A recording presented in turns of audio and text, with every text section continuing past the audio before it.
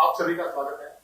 आज हम बात करेंगे अंचल हॉस्पिटल, जो कि भिवानी का चर्चित मामला है, उसको लेकर हमारे साथ स्टूडियो मौजूद हैं जो शिकायत करता है।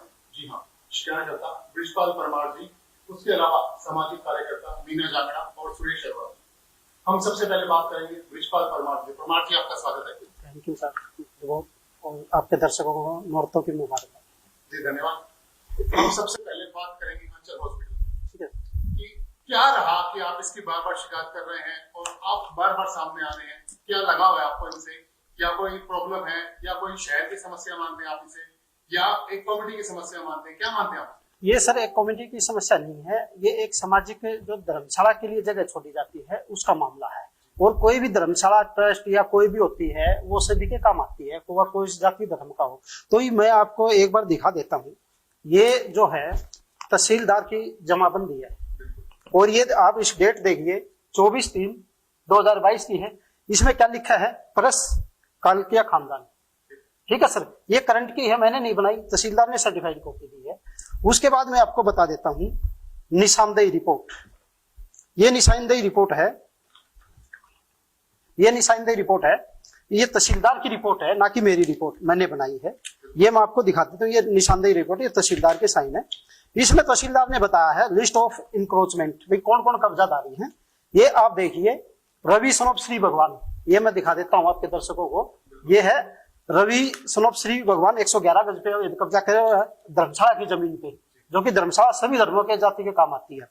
नंबर 2 पे है राजेंद्र प्रजापति, 24 गज पे ये कब्जा करे बैठा है। और अंचल नर्सिंग होम 3 और 4 में 34 गज पे एक कब्जा है, 569 गज पे एक कब्जा है जो हॉस्पिटल बना हुआ है। ये तो रिकॉर्ड की चीज है, तहसीलदार की है, सरकार की रिपोर्ट है, मेरी रिपोर्ट नहीं। उन्होंने हमें दिखाया स्टूडियो में लाइव थे अंचल दंपति, तो हमने परचेज कर रखी, उन्होंने खरीद रखी है ये जमीन, और आप कह रहे हैं कि कब्जा कर रखा है। अगर जिनने बेची है तो वो भी गलत है? नहीं सर, ऐसा है सर, नियम के अनुसार जो धर्मशाला कॉमन लैंड और सामलात की जमीन को ना कोई बेच सकता ना कोई खरीद सकता। अगर वो बेची गई है किसी तरह से, वो इलीगल तरीके से इन्होंने सेटिंग करके वो खरीदी है, अब मान ले खरीदी है। लेकिन धर्मशाला की जमीन को आप किसी भी वकील से डिस्कस कर सकते हैं। धर्मशाला की कॉमन लैंड या सामलात की जमीन को ना तो कोई बेच सकता ना कोई खरीद सकता। रही बात इनकी, मैं बता दूं इन्होंने क्या किया कि एक मुख्तियारनामा किसी को दिया गया उस जमीन का, उसमें ये दिया गया था ये धर्मशाला की जमीन है, इसकी आपने देख रेख करनी है। उसको मिसयूज करके इन्होंने सेटिंग करा के वो गलत तरीके से इन्होंने नगर परिषद में गलत तरीके से, जब चेयरमैन रण सिंह चेयरमैन आया उस दौरान इन्होंने गलत तरीके से असेसमेंट, यानी कि 65A यूनिट थी उसकी A B C D अलग अलग बना के फर्जीवाड़ा करके असेसमेंट तैयार करी, उससे फिर उन्होंने रजिस्ट्री करवाई। तो सामलात की जमीन, धर्मशाला की जमीन को किसी भी कानून में कहीं नहीं। आपका कहना है कि कानूनी रूप से अगर इसको देखें तो ये बिल्कुल गैर कानूनी है।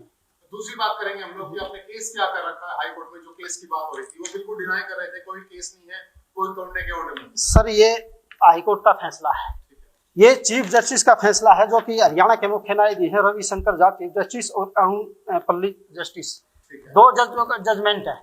सर, ये इसमें साफ साफ है, आपको मैं बता देता हूँ। ये दिया जजमेंट में, हरियाणा सरकार ने खुद माना, जो हरियाणा सरकार वकील उसने माना, अगर हम इसके भाई डिप्टी जो कमिश्नर भिवानी वो एक्शन लेगा इसमें, उसको हमें डिसीजन लेंगे। सेक्शन 208 और 208 एक हरियाणा म्युनिसिपल एक्ट के तहत इसके एक्शन लिया जाएगा। 208 का मतलब होता है सील करना, 208A का मतलब होता है आप इसको डिस्ट्रॉय करना, बिल्डिंग को तोड़ना। तो ये चीफ जस्टिस का फैसला है सर, ये मैंने नहीं बनाया है। और मैं आपको बता देता हूं, उसमें काफी ऐसे रोचक तथ्य हैं जो आप देखोगे। ये देखिए, ये नक्शा इन्होंने दिखाया आयुष्मान में। ठीक है सर, ये साइट प्लान है, नक्शा नहीं है, फर्जी नक्शा। ये सर्टिफाइड कॉपी मेरे को RTI में आई है। अब मैं एक एक आपको डॉक्यूमेंट दिखाऊंगा क्योंकि मैंने एनेक्सर लगाए हुए हैं सारे। अब ये देखिए, ये जब मैंने 208A की कार्रवाई के द्वारा ये नोटिस 29/9/2020 को म्यूनिसिपल कमेटी ने नोटिस जारी कर दिया, भाई हम आपको इसको सील करेंगे इतने इस तारीख को, इसमें तारीख भी लिखी हुई है, अभी इसको हम सील करेंगे। 5/10 को सील करने के आदेश पारित करता हूँ। 5/10/2020 को आदेश पारित करे। लेकिन इसने क्या किया, एक जो DC था अजय कुमार DC भिवानी था, उसने 2 तारीख को छुट्टी थी, छुट्टी वाले दिन एक आदेश पारित कर दिया और इस पे रोक लगा दी। अच्छा, मामले पर रोक लगा। मामले पे रोक लगा दी, जो कि भिवानी ने हाँ उस टाइम अजय कुमार डीसी थे, उसने छुट्टी वाले दिन 2 तारीख की 2 अगस्त महात्मा गांधी जयंती की छुट्टी होती है, छुट्टी वाले दिन ऑर्डर है मेरे पास, मैं आपको दे दूंगा। हाँ हाँ, तो छुट्टी वाले दिन उसने रोक लगा दी। इतनी क्या इमरजेंसी थी डीसी साहब को कि छुट्टी वाले रोक, इससे पता चलता है कि अधिकारियों से कितनी मिली भगत है। और उस दिन की 2-3 दिन की लगातार छुट्टी थी, और छुट्टी के बाद इसको सील करना था। ये आदेश है सर, ये म्युनिसिपल कमेटी का आदेश है, मेरा नहीं है। और इसमें सभी को, उपायुक्त को भी सूचित किया, पुलिस अधीक्षक को भी, और सिविल सर्जन को भी ये कहा इसमें जितने भी मरीज हैं इनको यहाँ से निकाला जाए, हम इसे सील करेंगे, शिफ्ट निकाला जाए। ठीक है। उसके बाद डीएमसी ने के गलत तरीके से, जो आज एडीसी भिवानी जो नव नलवान है, उसने गलत तरीके से एक फैसला दे दिया 22/12 को इसके हक में। अब भाई इसको हमें रेगुलाइज किया जाए, इस हॉस्पिटल को रेगुलाइज, जब इसकी जमीन इसकी नहीं, नक्शा पास इसका नहीं, तो आप रेगुलाइज कैसे कर सकते हो? धर्मशाला की जमीन पर आप अवैध आदेश कैसे कर सकते हो? तो ये इससे पता चलता है कि भाई इतना बड़ा भ्रष्टाचार है। अब आप इस पे आ जाओ, मैं आपको दिखाता हूं। ये 4/11/2016 की रिपोर्ट है। सिविल सर्जन भिवानी ने डीसी को रिपोर्ट दे दी, भाई अंचल नर्सिंग होम द्वारा इस जो राष्ट्रीय स्वास्थ्य बीमा योजना में फ्रॉड किया गया है, इसको इसकी ये सस्पेंड कर दी। तो आगे ही आप आ जाइए, ये है देखो, नगर परिषद भिवानी बनाम अंचल नर्सिंग होम, अनीता अंचल और डॉक्टर विनोद अंचल, इनके खिलाफ ये मुकदमा डाल दिया, भाई आप हमारी ये जगह है ये खाली करिए, क्योंकि ये नगर परिषद की जगह है और धर्मशाला की जगह है। ये इसमें साफ साफ ये लिखा है, मैं इसको पढ़ देता हूँ। हाँ, मेन लिहाजा पिटीशन को पेश करके जनाब से गुजारिश है कि उत्तराधिकारी तलब किया जाए और उत्तराधिकारी के विरुद्ध नियमानुसार कानूनी कार्रवाई कर उक्त भूमि से उत्तराधिकारी अवैध कब्जा हटवाया जाए, और उत्तराधिकारी द्वारा नगर परिषद भिवानी की उक्त भूमि का अवैध रूप से इस्तेमाल करने के एवज में उत्तराधिकारी से नगर भिवानी को यूज एंड ऑक्यूपेशन की राशि असेस करवाई जाए, यानी कि इसने आज तक जो प्रॉपर्टी यूज करी है उसका खर्चा भी दिलवाया जाए। उसके बाद सर ये देखिए आप, ये पॉइंट आपने पढ़ना है, मैंने अनेक्सर लगाया है, निशान लगाया है, ये नहीं आप पढ़ोगे सर, ये 19/10/2020 का है, ये पॉइंट आप पढ़िए सर। ये हाँ जी बिंदु नंबर 5 हाँ जी, द्वारा मांगी गई सूचना अंचल के मैटरनिटी एंड नर्सिंग होम के नाम से नगर परिषद भिवानी द्वारा कोई भी नक्शा पास नहीं किया। अब बताइए सर, इसकी नक्शा पास नहीं हुआ। हाँ जी, और ये ऑर्डर है डेटेड क्या है इसका 19/10/2020 का। उस टाइम तक इनका नक्शा पास नहीं था, अब भी नहीं है सर, क्योंकि ये जो नक्शा इनसे पूछा हाँ उसमें इंटरव्यू में, हाँ तो बोले हमारा नक्शा पास है बिल्कुल। वो सर आयुष्मान योजना के लिए बताया इन लोगों ने कि हाँ, हमारे फेवर में है, वो क्या है वो मैं बता दूंगा सर। ये फायर विभाग की रिपोर्ट है। फायर विभाग क्या कहती है कि उपरोक्त अस्पताल अंचल मैटरनिटी नर्सिंग होम भिवानी ने 1/4/15 से 26/4 तक की फायर की एनओसी जारी नहीं की गई है। तो आप ये बताइए, जब 1/4/15 से और 26/4/21 तक कोई एनओसी जारी नहीं की गई तो आयुष्मान कैसे मिल गई? सब हाँ 19 में आयुष्मान ली इसने, मैंने 1/4/15 से हाँ 21 तक एनओसी नहीं है। ये फायर विभाग की रिपोर्ट है सर, मेरी रिपोर्ट नहीं है, फायर विभाग ने ये रिपोर्ट दी है। और ये देखो बिंदु नंबर 5 में नक्शा पास नहीं है। आपको मैं एक बता देता हूँ, कानून की बात है ये, क्योंकि जब कोई हॉस्पिटल बनाता है ना, तो हरियाणा बिल्डिंग कोड 2016 है, उसके अनुसार हॉस्पिटल का नक्शा पास करना होता है, तभी आप सी ग्रुप की फायर विभाग की एनओसी ले सकते हैं, नहीं तो नहीं ले सकते। अगर स्कूल खोलोगे तो स्कूल के नाम से बिल्डिंग कोड बनाया हुआ हरियाणा सरकार ने, हॉस्पिटल खोलोगे तो हॉस्पिटल, उसके गाइड अनुसार हाँ उसके अनुसार डिजाइन करना पड़ेगा, उसके अनुसार बिल्डिंग बनानी पड़ेगी, उसके अनुसार सी ग्रुप की एनओसी लेनी पड़ेगी। अब आयुष्मान की मैं आपको बता देता हूँ।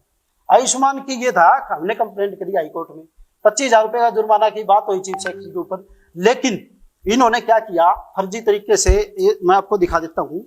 एक फर्जीवाड़ा नहीं है ना सर, फर्जीवाड़ा की तो बहुत लंबी लिस्ट है, मैं आपको दिखाता हूं।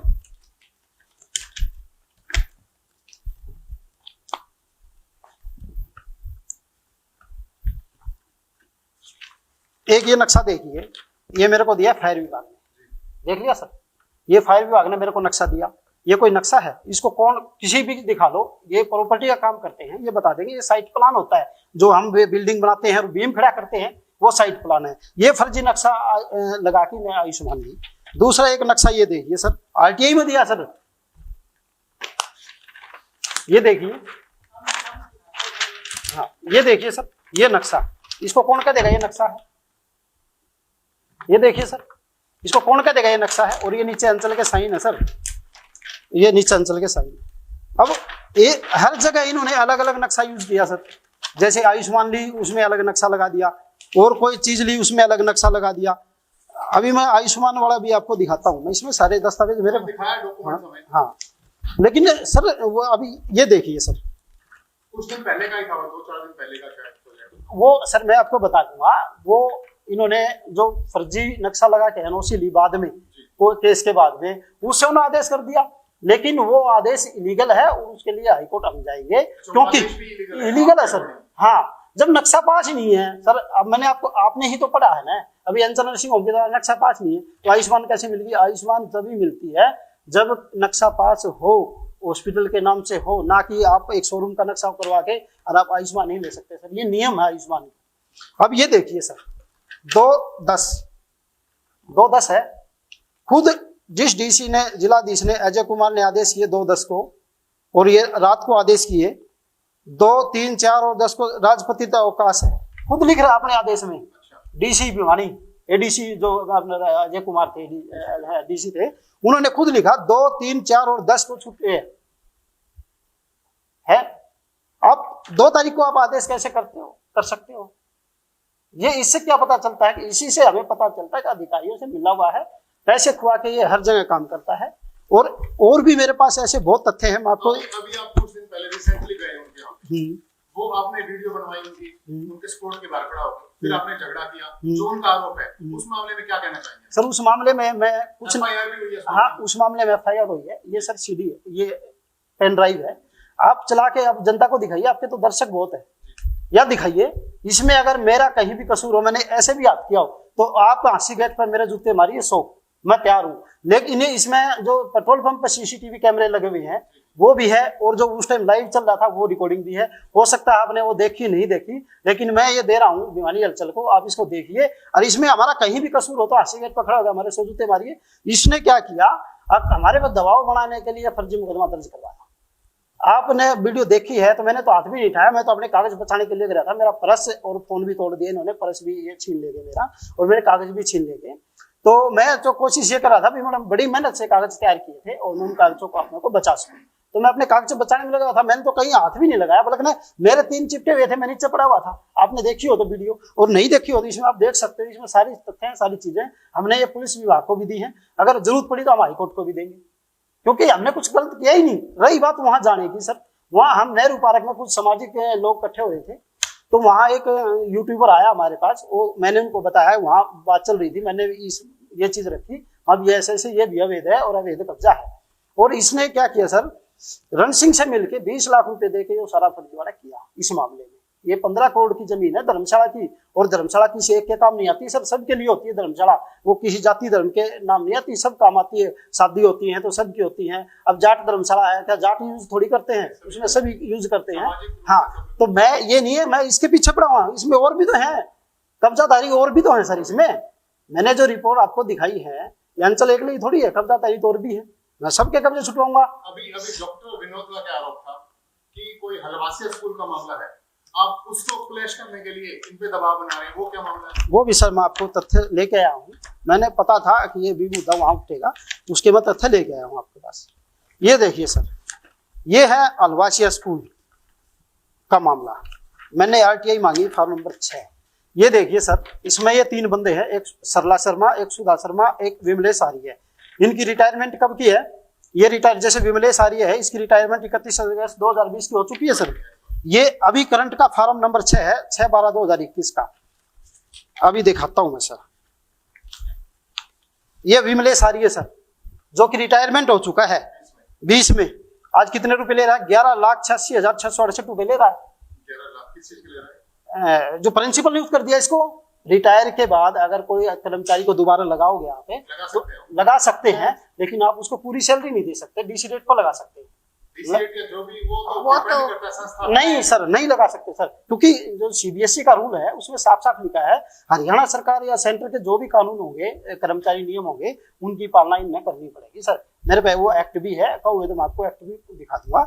और विमलेश आर्य को 11 लाख रुपए दे रहे हैं सर, हाँ, पर ईयर सर। उसके बाद ये है सरला शर्मा, इसको 3.5 लाख रुपए दे रहे हैं। फिर यहाँ की सुधा शर्मा, इसको 2.5 लाख रुपए दे रहे हैं। ये कब रिटायर हो चुके? 2017-18 में। कोई बात नहीं, इसमें डॉक्टर विनोद अंचल की फैमिली का कोई बंदा तो नहीं है जो ले रहा हो पैसा? नहीं, वो मैं बताऊंगा सर। वो मामला क्या है एक्चुअली? वो मामला मैं बताऊंगा। एलिगेशन लगाए थे आप? वो मैं बताऊंगा सर, वो मैं बताऊंगा। उसमें क्या था, जब लॉकडाउन चला, हमने अलवासिया स्कूल में 2 महीने रसोई चलाई, आपको भी पता है, चलाई थी सर। हाँ, काफी अच्छा, हमें 2-2.5 लोगों को खाना खिलाया। तो इसमें मान ले भाई उनके साथ भाई वहां हमने जगह ले ली और वहां जगह लेके अपने काम कर लिया, तो इसमें कौन सा बुरा कर दिया? वो समाज सेवा की थी हमने, वो उससे जोड़ रहे हैं ना वो। अभी मेरे को पवन अंचल की भाई उनका क्या डिस्प्यूट है वो तो वो जाने, लेकिन मैंने तो सिर्फ वो वहां रसोई ली थी, अभी जगह अच्छी है और यहाँ खाना सही बन जाएगा और लोगों का मदद हो जाएगी लॉकडाउन में। और उस टाइम में एक संगठन थोड़ी था, बहुत संगठन मदद कर रहे थे, कोई कहीं कर रहा था, कोई कहीं था, तो लेकिन मैंने तो सिर्फ ये RTI लगाई है ना, इससे ये मेरे से नाराज है। तो उसमें स्कूल से नर्सिंग होम से कोई लेना देना नहीं सर, उसमें नहीं, उसमें कोई लेना देना नहीं। इंटेंशन गलत है, ये स्कूल का मामला है और हमारे ऊपर डाल रहे हैं, तो उसका कहना सर उससे कोई लेना देना नहीं है। बस वो हमारा उस दौरान है जब हमने रसोई वो ली, जगह ली, भाई जगह अच्छी थी, उस टाइम स्कूल बंद थे, हमने वहाँ खाना, हमारा 58 दिन खाने का प्रोग्राम चला था, आपने भी देखा है।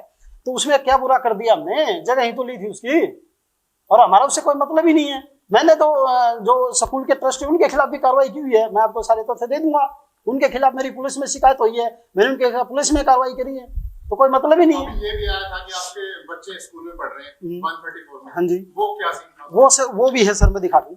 ये जिला शिक्षा अधिकारी की भिवानी की रिपोर्ट है सर, मैं सारे तथ्य लेके आया हूँ सर, एक तथ्य है मेरे पास। इसने लिखा CWP। अच्छा बात है, तथ्य है तो अच्छी बात है। आम पब्लिक, हमारा एक ही मोटो है कि सब कुछ साफ सुथरा, बिल्कुल साफ होगा सर, कोई भी, बिल्कुल सर। हमारा एक ही मतलब रहता है कि हर एक बंदे को, शहर के छोटे बड़े जो लोग हैं उनको सच्चाई से अवगत कराएं, और कोई मतलब नहीं है हमारा। ये सर 2012 में 27/12/2012 को CWP 7447 सतवीर सिंह बनाम हरियाणा सरकार, सर सतवीर हुड्डा थे, वो हाई कोर्ट में गए 134 के लिए 2010 में।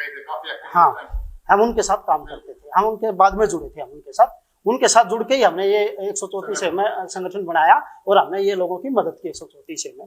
तो 27/12/2012 को जिला शिक्षा अधिकारी भिवानी, उस टाइम निर्मल सोरान DO थी, उसने ये देखो सुप्रीडेंट से अटेस्टेड है, निदेशालय के डायरेक्टर निदेशालय के, उन्होंने रिपोर्ट भेजी हाई कोर्ट को, क्योंकि जो सतवीर हुड्डा था उसने हाई कोर्ट से रिक्वेस्ट करी।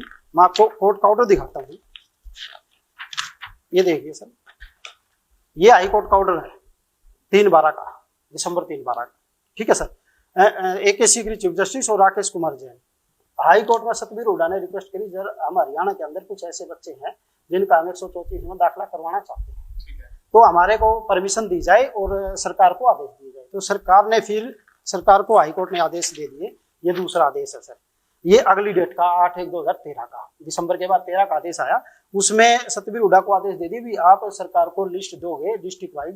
तो उस टाइम सरकार को भिवानी के हमने 17 बच्चों की लिस्ट दी, उस टाइम हुड्डा साहब के साथ जुड़ा हुआ था।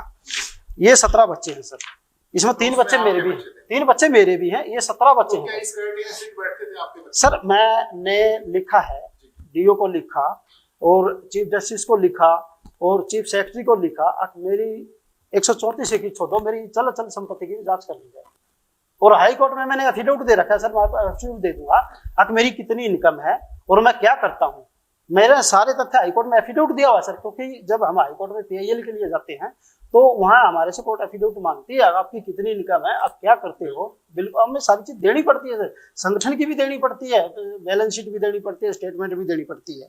अब सर अब चीज बताइए, जब हाई कोर्ट के आदेश से दाखिले तो इलीगल कैसे है? फिर चलो आपने इलीगल मान लिया, अब वो नहीं उनको कह रहा हूँ वो मैं बता दूंगा सर। वो क्या हुआ, जो जिला शिक्षा अजीत सिंह सोरान है, उसका पता है, सबने पता है मेरा डिस्प्यूट है और उसके खिलाफ हैंडीकैप सर्टिफिकेट का फर्जी है और मेरी कार्रवाई चल रही है। हाई कोर्ट ने नोटिस भी करा के है, क्योंकि उसने डबल नौकरी की है, सरकारी 2 नौकरी, हाँ 2 नौकरी सरकारी की है। वो 28/2 को यहाँ से ट्रांसफर हो जाता है, नहीं वो वहां बिठा दिया डायरेक्टर ऑफिस में, ठीक है सर। 28/2 को रिटायर ट्रांसफर हो जाती है यहाँ से, 27 को CM आया था, उसकी कुछ लोगों ने शिकायत की, 28 को वो यहाँ से ट्रांसफर हो जाता है। वो 3 तारीख को ट्रांसफर के बाद 3 तारीख को मेरे खिलाफ ऑर्डर कर जाता है, बोले इसका तो इलीगल है सर। हाई कोर्ट से दाखिले हैं डीओ ने रिपोर्ट दे रखी है, या तो ये डिनाई करें, फिर मैं देखूं इनको ये लीगल है। और ये मेल कर रखी है सर 7447, ये मेल कर रखी है सर, ये मेल कोई लीगल नहीं जाती कभी भी। और ये हाई कोर्ट के आदेश हैं सर सारे। अब बताओ ये इलीगल कैसा होगा? ये तो बस उसने रंजिश बरती, उसके खिलाफ मैंने हाई कोर्ट में, उसने मेरे पे प्रेशर बनाया भाई मेरे मुकदमे वापस ले ले, मैंने मना कर दिया, उसने ये गलत तरीके से। और आज भी मेरी बच्ची के साथ स्कूल वालों ने घटना घटाई है, और मेरी बच्ची को ये कह दिया कि आप कल से स्कूल में नहीं आओगे, मैं हाई कोर्ट जाऊंगा, क्योंकि मैं लीगली तरीके से हूँ। मैं हाई कोर्ट से कहूंगा जी मेरी जांच करवाओ, चल संपत्ति की मेरे कोर्ट में गए थे आप किसी वकील को साथ लेके, जो तथाकथित वकील था? नहीं, वो नहीं था, क्या मामला? वो कुछ मामला नहीं था सर। अब जैसे हाँ वो ऐसा सर, कुछ उसका कुछ भी बना लो। जैसे मैं चंडीगढ़ गया, मैंने किसी को फोन किया अभी आप मेरे साथ आ जाओ, और वो मेरे साथ अंदर चला गया, ये भी हम सारे बैठे हैं, हम वकील थोड़ी हो गए सर। और मान ले मैं किसी की मदद ले रहा हूँ, कोई मेरा साथी है, मैंने बुला लिया चंडीगढ़ से, अब वैसे सर ऐसा है ना, वो तो कुछ भी अफवाह उड़ाई जाए, मैं सर तथ्य सहित एक एक तथ्य का जवाब देने के लिए तैयार हूँ। अभी मेरे से नाराज क्यों है? अगर मैंने इनके खिलाफ कार्रवाई की है, भाई आप इतने रुपए स्कूल से नहीं ले सकते। दूसरी बात सर, मैं आपको एक चीज और बता देता हूँ, इनका फर्जीवाड़ा, करोड़ों रुपया फर्जीवाड़ा अभिभावकों के साथ, ये अभिभावकों के साथ फर्जीवाड़ा है। किसने किया फर्जीवाड़ा? स्कूल के जो अपना प्रिंसिपल है, अलवासिया स्कूल का प्रिंसिपल है, और इसका जो प्रशासक है रहेजा, दीवान चंद रहेजा जी, उसने देखो जी सर, आप देखिए ये हाँ ये देखिए, ये सरकार का फॉर्म नंबर 6 होता है सर यार, ये देखो ये फॉर्म नंबर 6 है सरकार का, ये अलवासिया स्कूल ने दिया है, और 4/12/2021 को दिया है, करंट का, ये पुराना नहीं है। ये फॉर्म नंबर 6 है, ये स्कूल को हर साल भरना पड़ता है, ये प्रिंसिपल की मोहर है, अलवासिया स्कूल के प्रिंसिपल की मोहर है। तो ये क्या होता है सर, हर साल फॉर्म भरना पड़ता है। ये जैसे 19-20 हो गया, 20-21 हो गया, ये अगले में आ जाएगा 20-21, 21-22, ठीक है सर। तो उसमें हमने ये फीस दिखानी पड़ती है, भाई इस साल हमारी इतनी थी, इस साल इतनी कलेक्ट की है, बिल्कुल दिखानी पड़ती है। इवन इन्होंने कितना फीस दिखाई है, 1600, 1900, 2300, 2800। लेकिन इन्होंने क्या किया, इलीगल तरीके से एनुअल चार्ज के नाम से फीस वसूली करोड़ों रुपए बच्चों से। और हरियाणा सरकार का जो नियम रूल 2003 है, वो ये कहता है जो फॉर्म नंबर 6 में आप फीस दिखाओगे वो ही फीस आप ले सकते हो, उससे बाहर जाके कोई फीस नहीं ले सकते। इसमें लिखना चाहिए था, इसमें एनुअल हाँ, इसमें अगर लेते हैं, उन्हें एनुअल चार्ज लेना अगर लेते थे, इन्हें दिखाना चाहिए था। तो वो फोर्जरी है अभिभावकों के साथ, मैंने उस पर कार्रवाई की हुई है इनके खिलाफ, इसलिए मेरे से रंजिश रखते हैं। और मेरे स्कूल से कोई मतलब नहीं है, स्कूल से तो बस वो उस दौरान हमने रसोई ली थी, तो उस रसोई के साथ ही हमारे को जोड़ दे, मेरे कोई मतलब नहीं है, हम तो एक आरटीआई एक्टिविस्ट है। मैंने इसी स्कूल के खिलाफ थोड़ी कार्रवाई की, मैं तो 6000 जो फर्जी स्कूल हरियाणा में चल रहे हैं उनके खिलाफ PIL है। अब ये एक वेस्ट इंटरनेशनल स्कूल इलीगल था, ये मैंने सील करवाया है। और इसमें क्या था, इसने इलीगल तरीके से बनाया। दूसरी बात ये थी, वो इसने इंटरनेशनल के नाम से अभिभावकों से पैसा वसूल लिया, मैंने कार्रवाई करी, वो पैसा मैंने 2.5 करोड़ रुपया अभिभावकों को वापस दिलवाया, इसको सील करवाया, वो पैसा वापस दिलवाया। अलवासिया स्कूल उसके जो वेस्ट मॉडल के अभिभावकों से पूछ रहे हैं, उनको 2.5 करोड़ रुपया इन्होंने वापस देना पड़ा मजबूरी में। तो सर मेरे पास एक तथ्य है, क्योंकि आप भी इस मामले में थी और आप FIR कैंसिल करवाने के लिए SP भिवानी से मिले थे कुछ महिला कार्यकर्ताओं को लेकर, वो क्या मामला था? क्या आप उस टाइम मौके पे थी जब इनके साथ गलत हुआ या ठीक हुआ या जो भी होना चाहिए था नहीं हुआ, वो जो भी उस टाइम कमेंट्स थे उनके गलत थे अच्छे थे मुझे नहीं पता, लेकिन क्या आप उस समय मौके पे थी? नहीं, मैं उस समय मौके पे नहीं थी, लेकिन मैंने वीडियोस और जो हमारे साथी है, आपको ये पता है कि हम लोग नगर परिषद मामले के जो करप्शन के मामले पे हम लोग काम कर रहे हैं, और हमारे बहुत सारे साथी जो हम लोग साथ हैं। आपको ये पता है कि इस तरह का ये संगीन मामले थे जिसपे हम लोग काम कर रहे हैं, और उस मामले में हमारे जो साथी हैं जो पूरी तरह से जुड़े हुए इस मामले में, और ये वहां गए थे, जो यूट्यूबर था उसने ये कहा था कि मौके पे मुझे दिखा के लो, मैं वहां नहीं थी। लेकिन जो मैंने बाकी के वीडियोस देखे उसमें जो मारपिटाई हुई, एक पढ़े लिखे परिवार, डॉक्टर दंपति को हम ये मानते हैं कि पढ़े लिखे हैं, तो यदि कोई उनके साथ गलत हो रहा था तो मुझे लगता है कि उनको पुलिस प्रशासन की हेल्प लेनी चाहिए थी, बजाय कि इस तरह का मामला नहीं उठाना चाहिए था। वो संगीन मामला था, ये अपना जिस तरह से कानूनी कार्रवाई कर रहे हैं, हाई कोर्ट या सुप्रीम कोर्ट तक ये जा रहे हैं, तो उनको भी कुछ ऐसा ही करना था, वहां पर नहीं आना चाहिए था। दूसरी जो आप बात कर रहे हैं कि जो महिला डॉक्टर ने आरोप लगाए, केस भी दर्ज हुए, मेरा ये मानना था, जैसे मैंने वीडियो देखी तो वहां पर जो भी कार्यकर्ता वहां पर जो भी गए थे, इन्होंने कोई वहां पर ऐसी बदतमीजी नहीं की। लेकिन SP साहब से हम मिले उनका ये कहना था इस पूरे मामले में कि जब भी कोई महिला शिकायत देती है तो हमें उसके ऊपर कार्रवाई करनी पड़ती है। हम जो हमारा डेलीगेशन था महिलाओं का वो भी हम लोग मिले, एसपी सर से मिले, उन्होंने हमें बताया कि ठीक है मेरे पास ये वीडियो आ गई लेकिन हमें एक बार तो कार्रवाई करनी क्या पड़ेगी। आश्वासन दिया उन्होंने? आश्वासन उन्होंने यही दिया कि वीडियो देखते हुए इस मामले को हमें भी ऐसा नहीं लगता कि कोई छेड़खानी का मामला है। वैसे एक हम पब्लिक रिप्रेजेंटेटिव है, मैं भी सोशल एक्टिविस्ट हूँ, हमें भी ये पता है कि किस तरह से अब जैसे वहाँ गए एसपी साहब के पास तो बाकी के थे वहां पर और भी जो अधिकारीगण थे वो बोले जी आप एक मामले में तो आ गए, भाई महिला ने गलत शिकायत दे रखी है। भिवानी में तो तकरीबन महिला जो है ना कानून का गलत उपयोग करती है। हम ये कहते हैं कि जो भी फेमिनिस्ट जो भी महिलाओं के जो कानून बने हैं वो हमारे प्रोटेक्शन के लिए है। मैं तो एज ए सोशल एक्टिविस्ट होते हुए सभी को यही कहूंगी कि कोई हम नाजायज रूप में उपयोग ना करें। अब पहले जो दर्ज हो गई थी एफआईआर, मारपीट की एफआईआर दर्ज हुई है इन्होंने परमार जी ने और बाकी जो साथियों से हुई है, तो लगता है कि काउंटर अटैक के लिए दूसरी की गई। लेकिन जो एसपी साहब से बात करके लगा था कि वो उसको क्वैश करवाने की कोशिश करेंगे, ऐसा कोई मामला उनको उन वीडियो में नहीं दिखाई दिया। और बाकी मेरे जो साथी थे वहां पर उनसे भी मेरी बात हुई है, वो तो सभी का यही था। बाकी मैंने वीडियो देखी, यूट्यूबर भी था वहाँ, उसका मकसद वो नहीं था कि हम किसी महिला डॉक्टर के लिए छेड़खानी के लिए। एफआईआर मुझे लगता है कि वो गलत दर्ज हुई है और ये उम्मीद करती हूँ एसपी सर से कि वो उसको जरूर क्वैश करेंगे। लेकिन चलो एसपी साहब जो करेंगे अच्छा करेंगे। जी डॉक्टर अंचल ने एक आरोप और लगाया जी ब्रिजपाल जी पे कि इन्होंने वहाँ अदालत लगा दी रोड के ऊपर। ये कहाँ तक कुछ समझते हैं कि क्या लगता है आपको इस बारे में? नहीं देखिए, वहां पर अब यूट्यूबर ने, जैसे हम तो पहले आपको पता कि नेहरू पार्क में थे, उसके बाद हो सकता है कि जैसे इन्होंने जो अपनी कंप्लेन दिखाई थी वहां और भी लोग थे, तो उसने ये कहा कि मुझे एक मौके पे दिखा लो कहाँ है।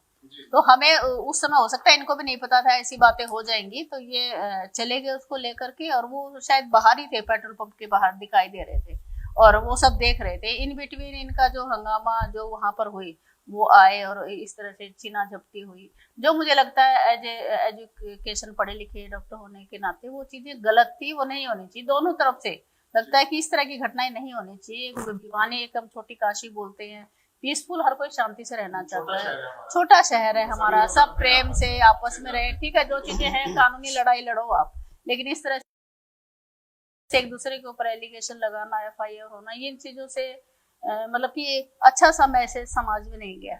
जी, एक डॉक्टर है, परिवार है, ठीक है, कमा कर रहे हैं, लेकिन उसको लीगल तरीके से कीजिए। इस तरह से अभद्रता जो है वो शायद बहुत भिवानी के लोगों ने देखी तो शोभा नहीं देती, वो चाहे किसी के। हमारे साथ सामाजिक कार्यकर्ता सुरेश अरोड़ा जी मौजूद हैं।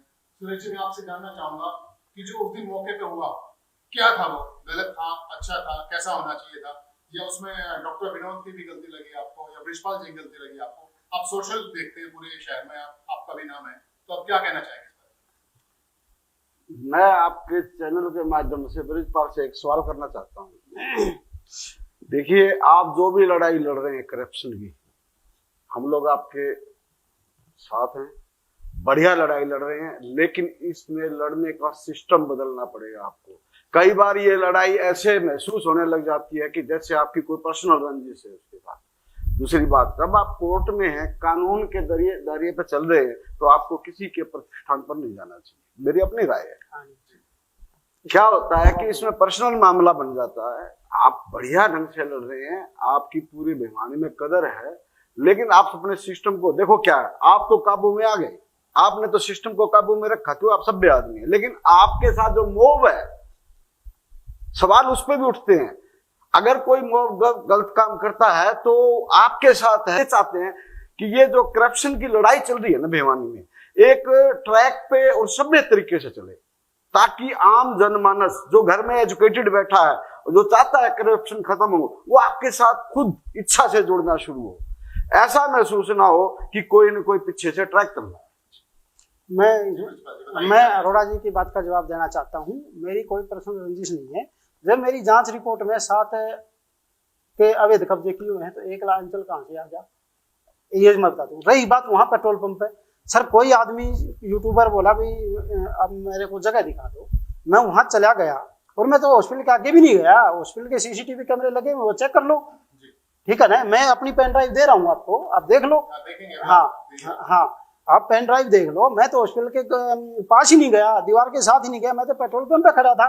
मैं उसको बता के जगह बता के मैं पेट्रोल पंप खड़ा होगा, वो अपना वीडियो बना के मेरे पास आके मेरा इंटरव्यू लेने लगा। उसमें बताओ मैंने क्या धक्का मुक्की कर दी, क्या गलत कर दिया उसमें? देखो नहीं मेरी सुनो, उसमें कोई गलत नहीं किया था और मेरी किसी से कोई रंजिश नहीं है।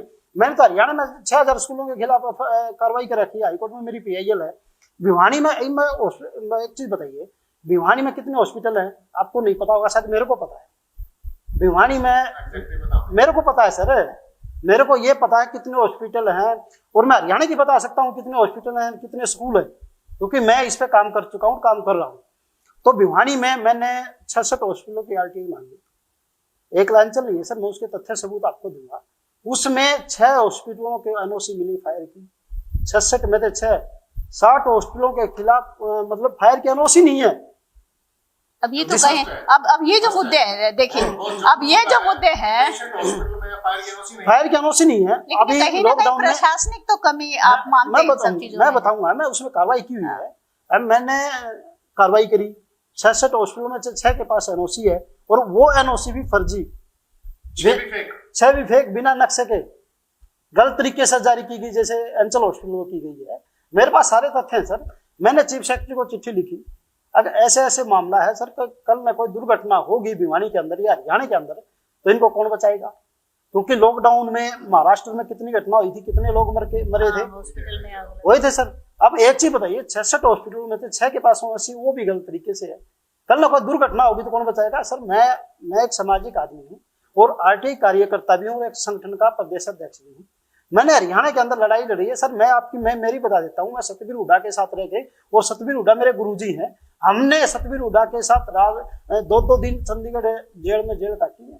राज्यपाल का हम प्रदर्शन कर रहे थे, वहां से हमारे को पुलिस उठा के भीतर जेल में भेज दिया। रेलवे स्टेशन पे सो के हमने 134 की लड़ाई हाईकोर्ट में लड़ी है, जो कि अब सरकार ने बंद कर दिया, लेकिन उसके लिए हम फिर हाईकोर्ट जा रहे हैं। हमने उसकी प्रोसीडिंग शुरू कर दी है, लीगल राय ले लिए वकीलों से। तो हम तो एक सामाजिक आदमी है, हमें किसी से कोई रंजिश नहीं है सर। तो मैं, अच्छा रही बात, अब एक चीज बताइए, मेरे पे इन्होंने अंचल नर्सिंग होम ने, डॉक्टर पवन ने मेरे पे SC/ST कम करना दर्ज करवाया। काफी पहले का होगा। हाँ, ये पहले का है। हाँ, मैं बता दूंगा सर, ये FIR मेरे खिलाफ दर्ज हुई, और ये इसमें मैं बता दूंगा, इसमें पुलिस ने ये कह दिया, जो गवाह बनाया वो उस टाइम मौके पे ये लिख दिया सर। इसमें मैं आपको पढ़ देता हूँ। ये अभी वाली है? नहीं, पहले की है। आपके कथन को अंकित करवाया और मुझे सुंदर ने आरोपी ब्रिजपाल से छुटवाया।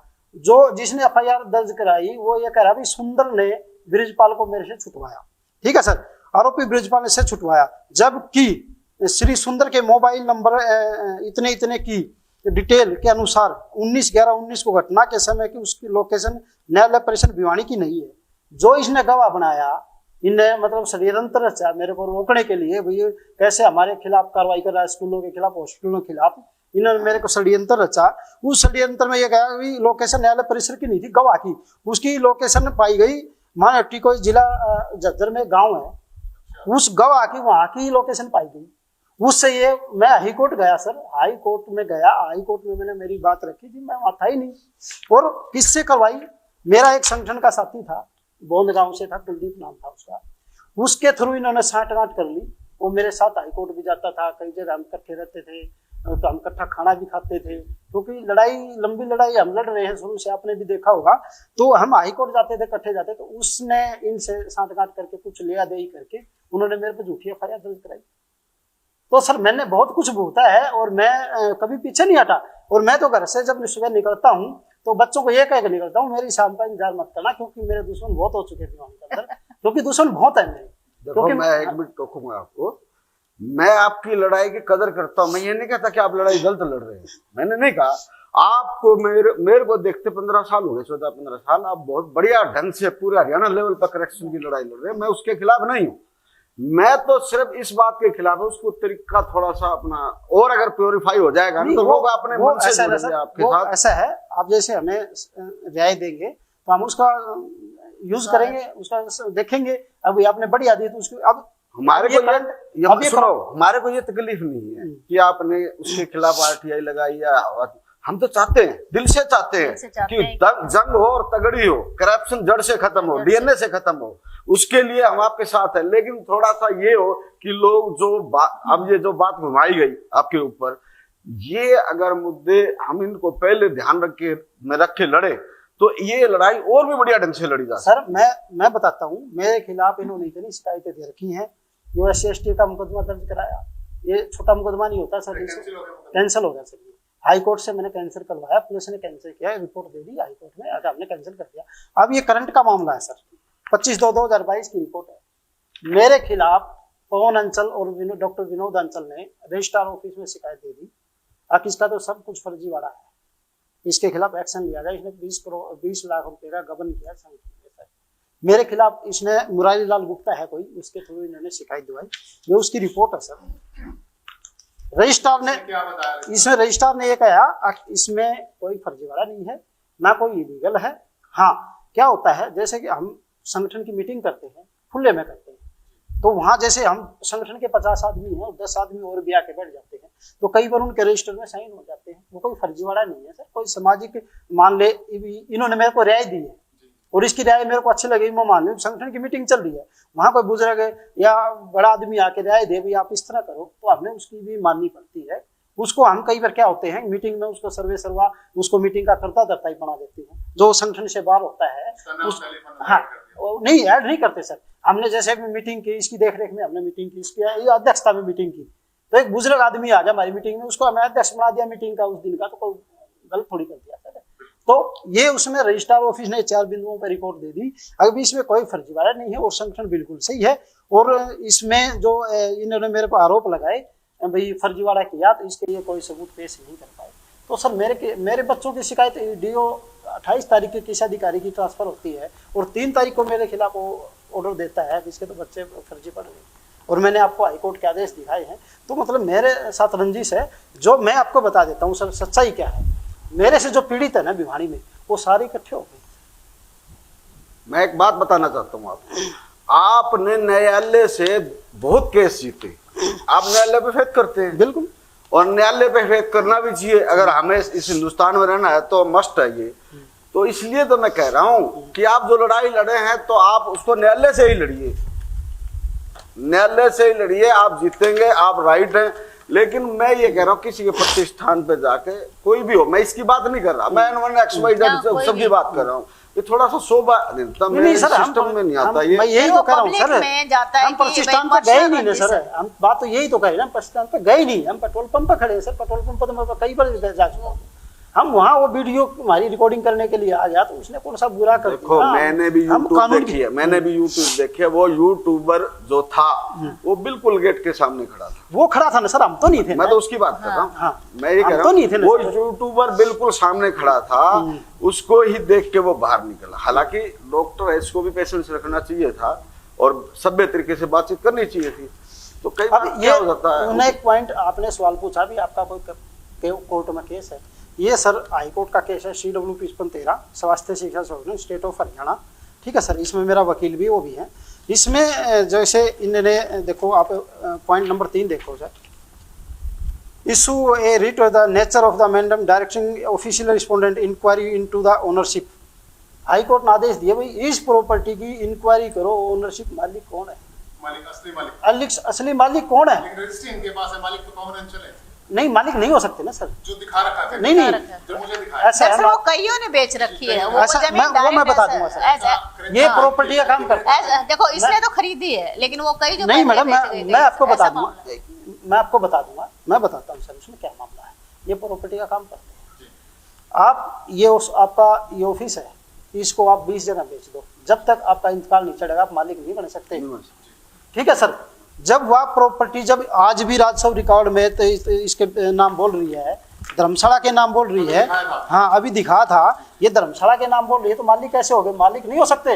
रजिस्ट्री वो 50 जगह बिक सकती है, जब तक इंतकाल नहीं चढ़ेगा इतना कोई मालिक नहीं हो सकता। ऑन दी रिकॉर्ड सरकार के रिकॉर्ड में तो मालिक हुआ नहीं। हाँ, सरकार के रिकॉर्ड में तो जब होगा जब इंतकाल हो जाएगा, इंतकाल होगा। लेकिन वैसे वो रजिस्ट्री को कोई कानूनन तौर से लीगल नहीं मानता, अगर जो इंतकाल की जगह है तो वो रजिस्ट्री इलीगल है। वो लीगल जब मानी जाएगी जब उसका असेसमेंट इंतकाल चढ़ जाए। काफी चर्चा हुई ब्रिजपाल जी से मीना जी आपका धन्यवाद, ब्रिजपाल जी आपका धन्यवाद, Thank you. सुरेश जी आपका धन्यवाद, क्योंकि ये मामला पुलिस प्रशासन और कोर्ट का मामला है। अब निर्णय प्रशासन और कोर्ट को लेना है कि इस मामले में करना क्या है। हम तो यही कहेंगे कि सामाजिक भाईचारा बना रहे सभी लोगों को। बिल्कुल, हम जल्दी मिलेंगे एक नई शख्सियत के साथ। नमस्कार। Thank you.